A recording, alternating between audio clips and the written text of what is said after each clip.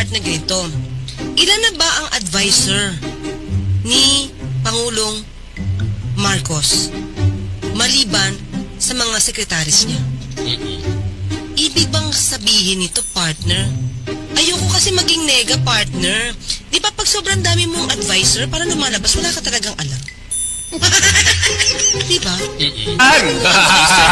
Narinig nyo, ha? Ha? Narinig nyo? Oh, kayo na ho ang umusga.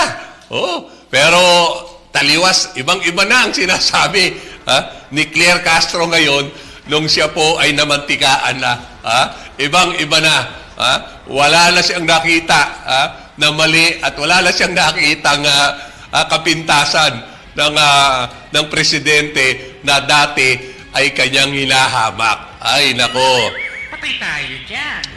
Talaga naman. Ano ba yan? Pera-pera na lang ba yan? Oo, sana. Huwag ka lang pamarisan.